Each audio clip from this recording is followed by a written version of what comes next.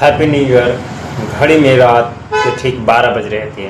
नया साल शुरू हुए ही थे कि अभी कुछ मिनट हुए थे, लेकिन शहर के बाहर वाला इलाका पूरी तरह सुनसान था। राहुल अपने दोस्त से न्यू ईयर पार्टी करके बाइक से घर लौट रहा था। चारों तरफ सन्नाटा, बस सड़क पर बाइक की हल्की सी आवाज़। तभी उसके सड़क किनारे एक औरत दिखी, सफ़ेद साड़ी, खुले बाल, चेहरा नीचे झुका हुआ। राहुल ने सोचा, इतनी रात को यहाँ कौन आएगा। उसने बाइक धीमी की। उसकी आंखों पूरी तरह काली थी। राहुल के दिल जोर से धड़कने लगा। उसने बाइक तेज कर दी, लेकिन आईने में देखा तो उसके पीछे की सीट खाली नहीं थी। वो औरत अब उसकी बाइक पर बैठी थी। कानों में एक ठंडी फुसफुसाहट गूंजी, हर साल 1 जनवरी को रात कोई तो मुझे घर छोड़ता है। राहुल चीख भी नहीं पाया, हाथ पैर सुन्न हो चुके थे। अचानक सुबह की धूल अभी छटी भी नहीं थी कि पुलिस उस बाइक के पास खड़ी थी जिसे रात भर कोई छू नहीं पाया था। राहुल का कोई सुराग नहीं मिला, लेकिन कहानी यहीं खत्म नहीं हुई। उसी रात शहर से कुछ दूर अमन नाम का लड़का दोस्तों के साथ न्यू ईयर सेलिब्रेशन करके लौट रहा था। सब हंस रहे थे, गाने बजा रहे थे। तभी अमन ने कहा, भाई आगे से शॉर्टकट लेते हैं। रास्ता सुनसान था, सड़क के दोनों तरफ सूखे पेड़ और बीच में पुराना कब्रिस्तान।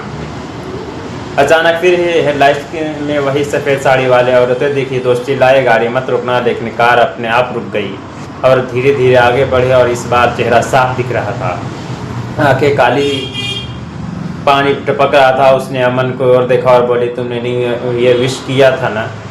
अपने कांपते हुए बोले, हाँ। औरतें मुस्कुराई, मेरी आखिरी इच्छा पूरी करोगे। कार के सारे दरवाजे एक साथ लॉक हो गए। रेडियो अपने आप चल पड़ा, हैप्पी न्यू ईयर।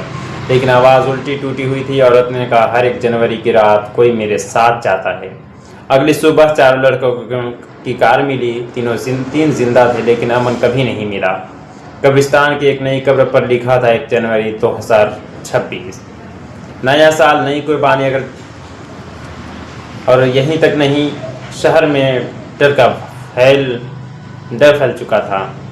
2 लोग, 2 रातें, दोनों 1 जनवरी।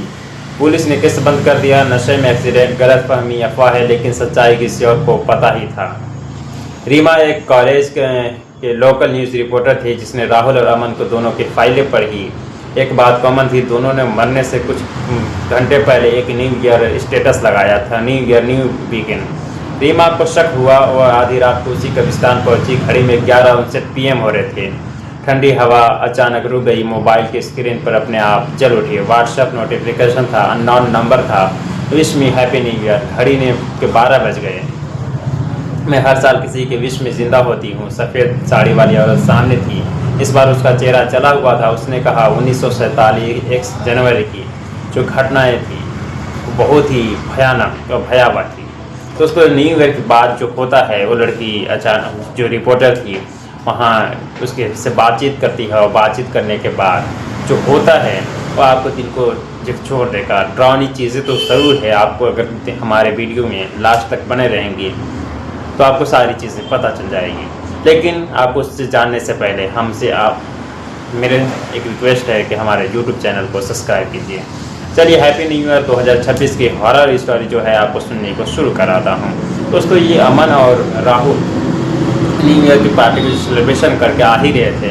अचानक में कब्रिस्तान से शॉर्टकट लिखकर रास्ते से गुजर रहे थे, लेकिन कब्रिस्तान में जो एक चुड़ैल रहा करती थी।